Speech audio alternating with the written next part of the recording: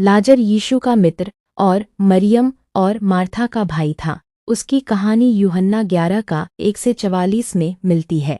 जब एक दूत उस स्थान पर आता है जहां यीशु प्रचार कर रहे थे और उनसे एक बीमार व्यक्ति के घर तुरंत आने का अनुरोध करता है। लाजर यरूशलेम से 2 मील दक्षिण पूर्व में स्थित बेथानी नामक एक पास के कस्बे में रहता था और वह मरियम और मार्था का भाई था। यूहन्ना के अनुसार यीशु को संदेश मिलता है कि लाजर बीमार है और उसकी दोनों बहनें उसकी मदद मांगती हैं। यीशु अपने अनुयायियों से कहते हैं, यह बीमारी मृत्यु का कारण नहीं बनेगी। नहीं, यह परमेश्वर की महिमा के लिए है, ताकि इसके द्वारा परमेश्वर के पुत्र की महिमा हो। इसके बाद यीशु ने 2 दिन के लिए अपना प्रस्थान टाल दिया। शिष्य यहूदिया लौटने से डर रहे थे, लेकिन यीशु ने कहा, हमारा मित्र लाजर सो रहा है, लेकिन मैं उसे जगाने जा रहा हूँ। जब शिष्यों को गलतफहमी हुई तो उन्होंने स्पष्ट किया, लाजर मर चुका है और तुम्हारे भले के लिए मुझे खुशी है कि मैं वहाँ नहीं था, ताकि तुम विश्वास करो। जब वे बेथानी पहुँचे तो लाजर को मरे हुए और दफनाए हुए 4 दिन हो चुके थे। नगर में प्रवेश करने से पहले लाजर की बहन मार्था यीशु से मिलने आई और उनसे कहा, यदि आप यहाँ होते तो मेरा भाई न मरता। यीशु ने मार्था को आश्वासन दिया कि उसका भाई फिर से जीवित हो उठेगा और कहा, मैं ही पुनरुत्थान और जीवन हूँ।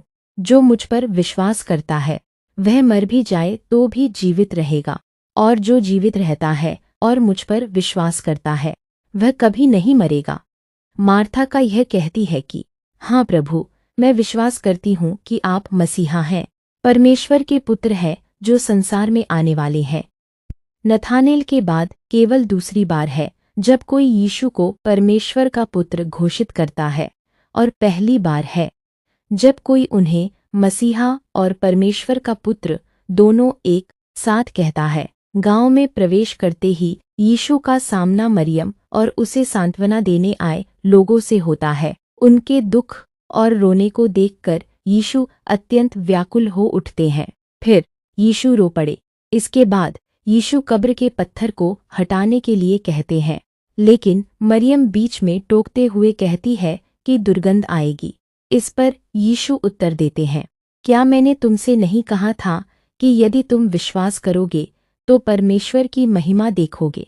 तब उन्होंने पत्थर हटा दिया। फिर यीशु ने ऊपर देखकर कहा, हे पिता, मैं आपका धन्यवाद करता हूँ कि आपने मेरी प्रार्थना सुन ली। मैं जानता था कि आप मेरी प्रार्थना हमेशा सुनते हैं, परंतु मैंने यह बात यहाँ खड़े लोगों के हित में कही, ताकि वे विश्वास करें कि आपने ही मुझे भेजा है। जब उसने यह कहा तो यीशु ने ऊंची आवाज में पुकारा, लाजर बाहर आओ। मरा हुआ व्यक्ति बाहर आया। उसके हाथ पैर लिनेन की पट्टियों से लिपटे हुए थे और उसका चेहरा कपड़े से ढका हुआ था। यीशु ने उनसे कहा, कफन उतार दो और उसे जाने दो।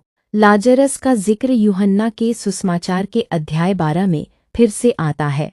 जिस फसह पर्व पर यीशु को सूली पर चढ़ाया गया था, उससे 6 दिन पहले यीशु बेथानी लौटते हैं और लाजरस उस भोज में शामिल होते हैं जिसे उनकी बहन मार्था परोसती है।